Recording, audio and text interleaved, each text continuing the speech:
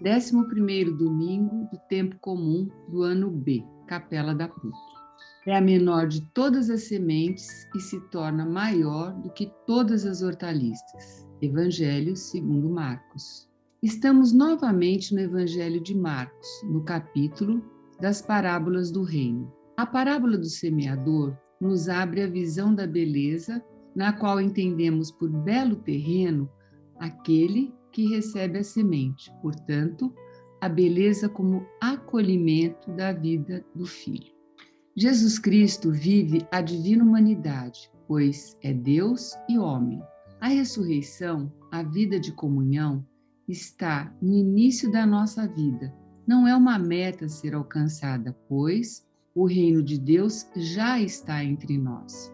A criatividade consiste em viver a humanidade para permanecer no amor eterno, como oferta do Espírito Santo, para que, imergindo em Cristo, sua face se manifeste em nós. Essas duas parábolas são como dois faróis que iluminam um só mistério, o reino de Deus. A divina humanidade é o reino de Deus como transparência da vida de Cristo em nós e na criação. A primeira parábola diz que o reino dos céus é como o homem que lança semente. É interessante que deste homem se diz, ele mesmo não sabe como a semente cresce. A vida que está na semente é desencadeada e tem dentro de si escrito tudo o que vai acontecer no seu desenvolvimento até a colheita. A semente cresce e passa de um estágio a outro automaticamente. Broto, caule, grão na espiga. Tudo isso acontece porque a semente já tem um código ativo dentro de si que impulsiona o crescimento.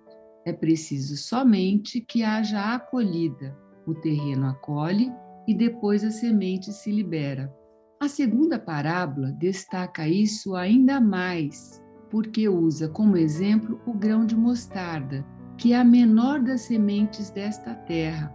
Uma coisa quase imperceptível que cresce como uma planta grande, que mesmo não sendo uma árvore, desenvolve ramos tão densos que os pássaros do céu pousam neles.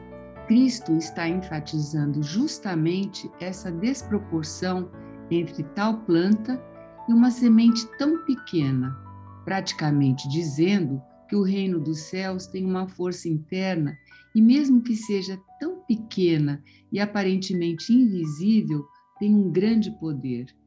A colheita nos abre para a imagem do julgamento, que é a imagem da passagem, do escatom, a plena realização da vida, a plena realização do reino.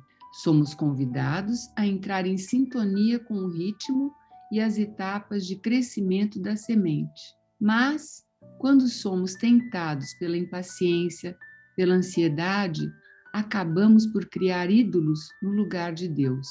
Colocar discursos no lugar da palavra de Deus é tornar-se obstáculo ao crescimento da semente. Na ânsia de fazer brotar o rebento a todo custo, comprometemos o plano divino. As parábolas de hoje sugerem que também existe uma arte. Depois da semeadura abundante, isto é, apresentar o reino de Deus ao próximo, há também a arte de deixar a pessoa descobrir o ritmo de Deus, que é diferente do nosso.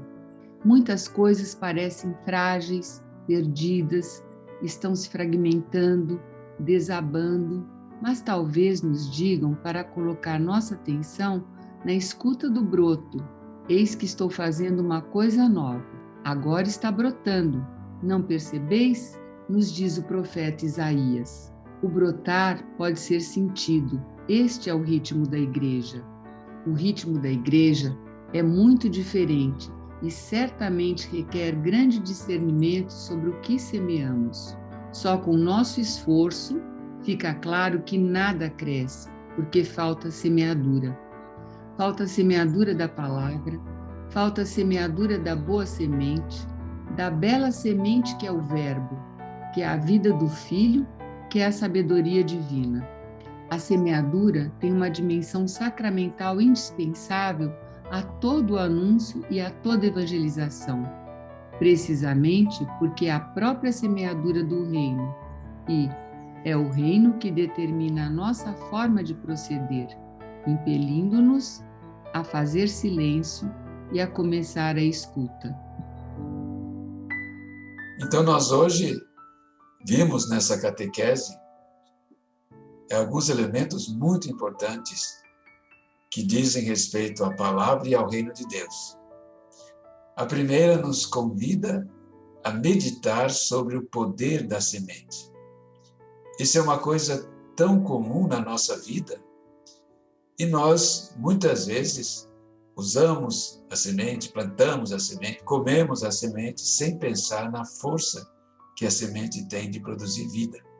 E tudo está dentro dela. Assim como tudo está dentro de uma semente, e a gente só tem a missão de plantar e deixá-la crescer, brotar, né? Às vezes regar, quando falta chuva. Também isso acontece com a palavra de Deus. Nós devemos semeá-la dia e noite, ou como diz São Paulo, a tempo e fora de tempo. Essa é a nossa missão. E disso vai depender o reino de Deus, que é o fruto dessa semente se espalhando nos corações. Então, nós somos interpelados por essas duas parábolas tão simples, né? A ir um pouco mais longe na nossa fé, na nossa perspectiva, né? E perceber que não somos nós que produzimos aquilo que a semente desenvolve por si mesma. É deixar que ela faça isso é a nossa missão. Então, todos nós, com essas duas parábolas, somos levados, né, a fazer uma grande meditação sobre o papel do cristão, do seguidor de Jesus Cristo e da igreja nesse mundo. Estamos todos a serviço do reino de Deus. Mas o reino de Deus depende da palavra, com P maiúsculo, que é a palavra de Deus, que nós devemos semear e não interferir no seu processo. Ela mesma desencadeia tudo que vem depois até a colheita. Então, convido a todos a mergulharem no sentido dessas duas parábolas, né? E na nossa vida, no nosso esforço, nas nossas famílias, querendo que as coisas melhorem, saber que a grande missão nossa é semear a palavra, deixar que ela, na vida das pessoas a quem queremos ajudar, encontre o momento certo e vai encontrar. Vamos confiar em Deus e na força da palavra e, como diz o Papa Francisco, ser uma igreja que sai, mas sai para quê? Sai para semear, até que um dia essa semeadura produza uma colheita inesperada. É nesse sentido, então, que peço a bênção de Deus para todos nós, todos aqueles que acompanham as nossas catequeses, para que sejamos realmente obedientes e servidores da palavra de Deus. O Senhor esteja convosco, Ele está no meio de nós. Abençoe-vos o Deus Todo-Poderoso, Pai, Filho e Espírito Santo. Amém. E um bom domingo para todos, e muita paz e esperança no coração.